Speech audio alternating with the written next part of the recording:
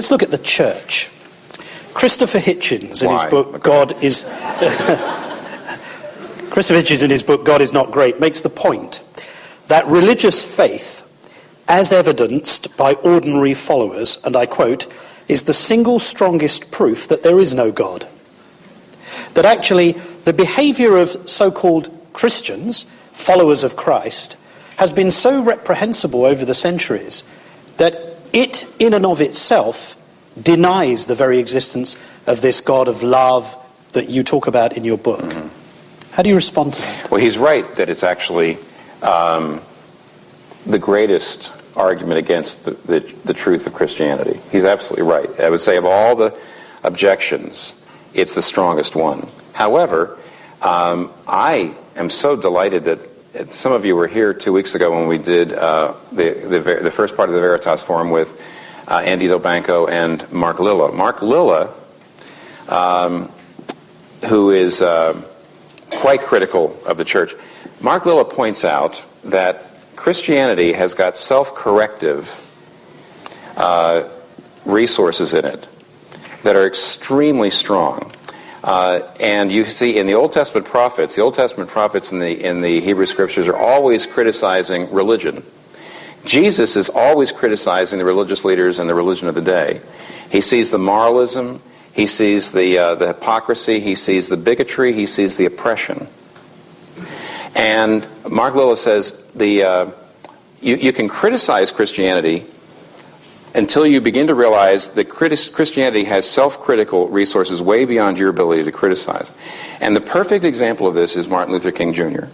Martin Luther King Jr. looks out at a racist South and he sees to a great degree all these white Christian believers oppressing his people. So what does he say to them? Does he say what Christopher Hitchens says, and that is, let's get less religious. Let's stop going to church.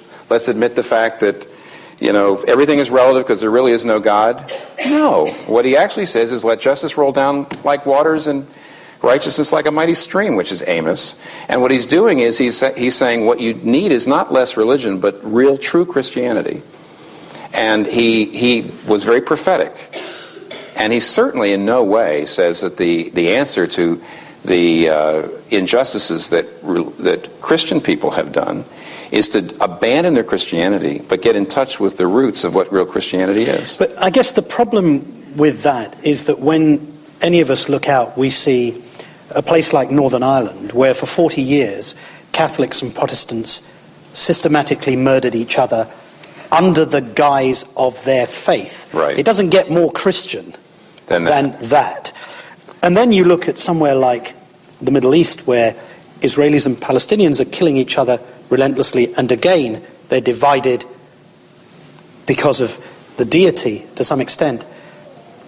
Hitchens' argument has merit, doesn't it? That actually, if this thing is really true, why is it so difficult to manifest itself in any functional form? I mean, we talk about evolution and that there are holes in evolution, and yet we're persuaded, many of us, that evolution has some kind of credibility. I'm looking at the church, and I've just given you 2 examples. You'd be hard-pressed to deny that those are pretty appalling examples for so-called religious faith. Of course, I agreed more with you the first time you said it. That is that the behavior of Christians is a great argument against the truth of Christianity. I don't agree with you when you say, look, there's the Protestants and there's the Catholics, and they're killing each other in Northern Ireland, or they have. And you have to say that religion has poisoned that situation. But I mean, at the heart of Christianity is a man dying on the cross, and he's praying for his enemies. And when his followers get out their swords, he says, put them away. This is not what I'm about. Now you have to say that Protestants and Catholics that are killing each other in the name of Christ have no idea what Christianity is about. You have to say that. I mean, I'm not talking about some abstract theological esoteric. I'm not pulling out some abstract kind of doctrine here on you. I'm talking about something that everybody in the world knows is the heart of Christianity. And that's what Martin Luther King Jr. was doing. He was saying, if you get even in touch with real Christianity, you can't do this sort of thing. So the answer to violence or injustice in the South, or violence, is not getting rid of Christianity, but getting in touch with what it really is about. I guess the problem for many critics is how much more time do you need? I mean, this is 2008. Well, there's revivals.